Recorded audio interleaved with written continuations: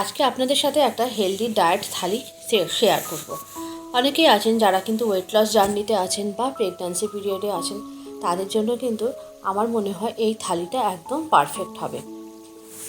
এই থালিটা কিন্তু আজকে আপনাদের দেখাবো ডিমের থালি। থালিতে থাকবে হচ্ছে বাঁধাকপি দিয়ে আলু দিয়ে ভাজা, সবজি দিয়ে থাকবে যেমন লাউ দিয়ে থাকবে মুগ মুসুরি মেশানো ডাল, উচ্ছে ভাতে, ডিম সেদ্ধ আর স্যালাড থাকবে, আর তার সাথে থাকবে বেগুনের ভর্তা। রেসিপিগুলো আপনাদের সাথে শেয়ার করি, আশা করি আপনাদের রেসিপিগুলো অবশ্যই ভালো লাগবে। এবং ওয়েট লস জার্নিতে থাকলে মানুষ ভেবে পায় না যে কী খাবে আর কি না খাবে, তাই খাবারগুলো যদি এইরকম সুস্বাদু এবং একটু গুছিয়ে গাছিয়ে নেওয়া ব্যাপারটা থাকে, তাহলে কিন্তু এই ওয়েট লস জার্নিটা কিন্তু মানুষের কাছে একদমই একটা সাধারণ জার্নি বলেই মনে হবে এবং এনজয় করতে করতেই কিন্তু এই জার্নিটা কেটে যায়। প্রথমে কিন্তু আমি বেগুনের ভর্তাটা করব। বেগুনগুলোকে স্লাইস করে কেটে নিয়েছি, আর একটা ফ্রাই প্যান নিয়ে খুব সামান্য একটু তেল ছড়িয়ে দিয়েছি। দেখলেন তো, এই একদমই একটু সামান্য তেল। এরপরে বেগুনগুলোকে গিয়ে কিন্তু বেশ ঢাকনা চাপা দিয়ে দিয়ে একটু মিডিয়াম টু লো ফ্লেমে ভাজতে হবে। আর এদিকে একটা ফ্রাই প্যানের মধ্যে উচ্ছে আর ডিমটা সিদ্ধ বসিয়ে দিয়েছে। দেখুন বেগুনটা একটু ভাজা হয়ে গেছে, আবারও একটু উল্টে পাল্টে দিচ্ছি। এইভাবে কিন্তু বেগুনটা বারবার কিন্তু উল্টে পাল্টে পাল্টে বেগুনটাকে ভাজতে হবে। যেহেতু একদম কম তেলে ভাজা হচ্ছে, তাই বেগুনটা ভাজতে কিন্তু একটু সময় লাগবে বেশি। আবারও একটু ঢাকনা খুলে বেগুনটাকে একটু উল্টে পাল্টে দেবো। বেগুনটা যখন 50% মতো সেদ্ধ হয়ে যাবে, তখন এর মধ্যে লবণটা দেবো। প্রথমে লবণটা দিলে বেগুনটা থেকে জল বেরিয়ে যাবে, তখন কিন্তু বেগুনটা ভ্যাতে হয়ে যাবে, মানে সিদ্ধ হয়ে যাবে, ভাজা হবে না। তাই কম তেলে যদি বেগুন ভাজতে হয়, এইরকম করেই কিন্তু ভাজতে হবে। আর অল্প একটু হলুদ দিয়ে দিয়েছে। বেগুনটা কিন্তু প্রায় ভাজা হয়ে এসে দেখুন এক পিঠ কিন্তু বেশ পোড়া পোড়া মতো ব্যাপারটা এসছে, বেশ স্মোকি যে ব্যাপারটা থাকে। সেই সময় টমেটোগুলো দিয়ে দিয়েছে। টমেটোগুলো কিন্তু দুটো টমেটো দিয়েছি মাঝখান থেকে কেটে। টমেটোগুলো এরকমভাবে দিলে টমেটো কিন্তু সিদ্ধ হতে যেহেতু সময় লাগবে না, একটু শেষের দিকে টমেটোটা দিতে হবে। টমেটোটাও কিন্তু সেদ্ধ হয়ে গেছে। এরপরে কিন্তু এইভাবে ঢাকনা চাপা দিয়ে এই 4-5 মিনিট মতো রাখলেই কিন্তু বেগুন টমেটো সব কিন্তু ভালোভাবে সেদ্ধ হয়ে যাবে। এরপরে বেগুনটাকে কিন্তু একটু মেখে নেব। বেগুনটা দেখুন কি সুন্দর, সব দিক কিন্তু বেশ লাল লাল করে ভাজা হয়ে গেছে। ভাজাটা একদম রেডি হয়ে গেছে। এরপরে বেগুনটাকে মেখে নেব, তার আগে আমি ডালটাকে একটু বসিয়ে দেবো।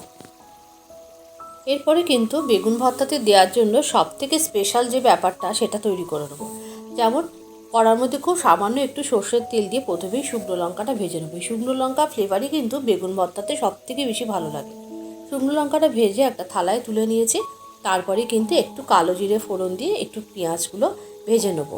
একদম দেখুন ঝিরি করে কিছু স্লাইস করে পেঁয়াজ কেটে নিয়েছি। পেঁয়াজগুলোকে কিন্তু বেশ ভালো করে ভেজে নেবো। যেহেতু একদম কম তেলে পেঁয়াজটা ভাজা হচ্ছে, ওই জন্য কিন্তু একটু মিডিয়াম টু লো ফ্লেমে কিন্তু পেঁয়াজটাকে আস্তে আস্তে করে ভাজতে হবে। প্রথম থেকে গ্যাসের ফ্লেমটা যদি বাড়িয়ে দিই, তাহলে কিন্তু পেঁয়াজগুলো পুড়ে যাবে। আর একই সাথে কিন্তু কয়েকটা লঙ্কাও দিয়ে দিয়েছি, কাঁচা লঙ্কা। তারপরে একটা থালার মধ্যে সমস্ত কিছু নিয়ে, ভীষণ গরম সেই জন্য কিন্তু আমি একটা স্প্যাচুলা দিয়ে এরকম করে কিন্তু প্রথমে একটু ভালো করে ভেঙে নিয়েছি। তারপরে একটা হাতা দিয়ে কিন্তু খুব ভালো করে মেখে দিয়েছি। যতই হাতা দিয়ে আর খুন্তি দিই, হাত দিয়ে না মাখলে কিন্তু ঠিক মাখাটা কিন্তু হয় না। তারপরে দেখুন এই শুকনো লঙ্কাগুলো ভেঙে নিয়েছি, ভেঙে ভালো করে মেখে নিয়েছি এবং সব শেষে ওপর থেকে দিয়ে দিয়েছি কিন্তু এক মুঠো পরিমাণ ধনেপাতা। ধনেপাতা না দিলে কিন্তু ভর্তা কিন্তু একেবারে ইনকমপ্লিট। আর একটা কথা বলে রাখি, আপনারা যদি মনে করেন এই ভর্তায় কিন্তু একটু কাঁচা সর্ষের তেল অ্যাড করতে পারেন। যেহেতু আমি একদম কম তেলে করছি, সেই জন্য আমি সর্ষের তেলটা এক্সট্রা অ্যাড করি নি। এদিকে কিন্তু ডালটা বসিয়ে দিয়েছি। ডালটা কিন্তু আগে থাকতে একটু মুগ আর মুসুরি ডাল ভিজিয়ে রেখেছিলাম। এরপরে কড়াইতে একটু জল দিয়ে, জলটা যখন ফুটে গেছে তখন ডালগুলো দিয়ে দিয়েছি। ডালটা যখন প্রায় একটু বেশ ফুটে গেছে, তখন কিন্তু এর মধ্যে বড় বড় করে কেটে রাখা লাউগুলো দিয়ে দিয়েছে। লাউয়ের বদলে কিন্তু আপনারা এখানে যে কোনো ধরনের সবজি দিতে পারেন। গাজর, বিনস, পেঁপে যে কোনো কিছু দিতে পারেন। চাল কুমড়ো দিতে পারেন, ঝিঙে দিতে পারেন, যা আপনাদের খুশি দেবেন। আর তারপরে দিয়ে দিয়েছি, ডালটা যখন সিদ্ধ হয়ে গেছে তখন দিয়েছি কিন্তু লবণ আর হলুদ। আগে থেকে কিন্তু লবণ হলুদ দিলে কখনোই কিন্তু ডালের সাথে এই লাউটা সেদ্ধ হবে না। একসাথে চেরা কাঁচা লঙ্কাও দিয়ে দিয়েছি। দেখুন ডালটা একেবারেই সিদ্ধ হয়ে গেছে। এরপরে ডালটাকে আমি তড়কা দিয়ে নেবো। একটা তড়কা প্যানের মধ্যে খুব সামান্য একটু সর্ষের তেল দিয়েছি, না দেওয়ারই মতো।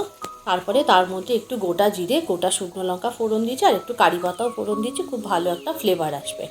তড়কাটা হয়ে গেছে। এরপরে ডালের ওপর কিন্তু তড়কাটা দিয়ে দেবো। এই কারি পাতা শুকনো লঙ্কা ফোড়ন দিয়ে কিন্তু এই ডালটা কিন্তু খেতে অসম্ভব ভালো লাগে। আর যেহেতু লাউ দিয়ে ডাল কিন্তু একটা বেশ টক টক ব্যাপার থাকে, লাউ একটু জানেন টক হয়, কিন্তু এই ডালটা কিন্তু খেতে হয়েছিল অপূর্ব। দেখুন কি সুন্দর একদম কম তেলে একটা ডাল রান্না হয়ে গেল, খুব হেলদি কিন্তু। আর ডালটা খেলে কিন্তু অনেকক্ষণ পেটে থাকবে, তার কারণ হচ্ছে যেহেতু লাউ আছে, লাউটা কিন্তু বেশ অনেকক্ষণ পেট ভর্তি রেখে দেবে। ডালটা রেডি হয়ে গেছে, এরপরে বাকি থাকলো কিন্তু বাঁধাকপি ভাজার রান্নাটা। তার জন্য কড়াইতে খুব সামান্য একটু তেল দিয়ে দিয়েছি, দেখুন 1 ফোঁটা তেল দিয়ে দিয়েছি, একটু কালো সাদা সর্ষে আর একটু গোটা শুকনো লঙ্কা ফোড়ন। ফোড়নটা হয়ে গেলে প্রথমেই আমি একটু টুকরো টুকরো করে কেটে রাখা আলুগুলো দিয়ে দিয়েছি, একটু ছোট করেই কাটতে হবে, আর তারপরে দিয়ে দিয়েছি কুচো করে কেটে রাখা বাঁধাকপিটা। দিয়ে কিন্তু আলু বাঁধাকপি খুব ভালো করে ভেজে নিতে হবে। কাঁচা লঙ্কা দিয়ে দিয়েছি, আর একটু ভাজা ভাজা হলে পরে তারপরে এর মধ্যে নুন আর হলুদটা দিয়েছি। প্রথম থেকেই যদি নুন দিয়ে দিই তাহলে বাঁধাকপি থেকে জল বেরিয়ে যাবে, বাঁধাকপিটা তখন না সেদ্ধ সেদ্ধ মতো হয়ে যাবে, ভাজা হবে না। আর তারপরে কিন্তু ভালো করে নাড়াচাড়া করে বাঁধাকপিটাকে মিডিয়াম টু লো ফ্লেমে কিন্তু একটু ভাজতে হবে। আর বাঁধাকপিতে একটু গন্ধ থাকে, সেই গন্ধটা যাতে না থাকে সেই জন্য একটুখানি ওপর থেকে ছড়িয়ে দিয়েছিলাম গরম মশলা গুঁড়ো, আর একদম টেস্ট ব্যালেন্সের জন্য সামান্য একটু চিনি ছড়িয়ে দিয়েছিলাম। বাঁধাকপি ভাজাটা কিন্তু একেবারেই রেডি। এরপরে আমি থালাটাকে সাজিয়ে নেব। বাঁধাকপিটাকে একটা প্লেটের মধ্যে সার্ভ করে নিলাম। থালাটাকে সাজিয়ে দেবো, তার জন্য প্রথমেই নিয়ে নিয়েছি বেশ কিছুটা পরিমাণ ভাত আপনারা যতটুকু খাবেন ততটুকুই নেবেন। আর দুপুরবেলা থালিতে যদি এরকম খাবার থাকে তাহলে কিন্তু পেট অনেকক্ষণ ভর্তি থাকবে। আর এই খাওয়ার গ্যাপে গ্যাপে কিন্তু খাওয়ার গ্যাপটা কিন্তু খুব বেশিক্ষণ দেবেন না। যারা ওয়েট লস জার্নিতে থাকবেন তারা কিন্তু 2-3 ঘন্টা অন্তর অন্তর খাবেন, পেটটা যেন খালি না থাকে। দেখুন ডালটা দিয়ে নিয়েছি, তারপরে দিয়ে দিলাম বাঁধাকপি আলু ভাজাটা, তারপরে বেগুন ভর্তা, তারপরে ডিম সেদ্ধ, উচ্ছে সেদ্ধ, আর দিয়ে দিয়েছি 1 বাটি স্যালাড বলতে আমি এখানে শশা দিয়েছি। আপনারা স্যালাডের সাথে লেটুস পাতা বা আপনারা একটুখানি লেবু নিতে পারেন, পাশে একটু টক দই নিতে পারেন, টক দইটা নিলেও কিন্তু অনেকক্ষণ পেটে থাকবে সেটা। এইভাবে আপনারা আপনাদের থালিটাকে সাজিয়ে নেবেন। আজকের এই ডায়েট থালিটা আপনাদের কেমন লাগলো অবশ্যই কিন্তু কমেন্ট করে জানাতে ভুলবেন না। যদি ভালো লেগে থাকে অবশ্যই একটু লাইক করে দেবেন। নিত্য নতুন রান্নার আপডেট পেতে কিন্তু অন্তরার এই রান্নার পেজটাকে অবশ্যই ফলো রাখবেন। আবারও দেখা হবে পরবর্তী ভিডিওতে।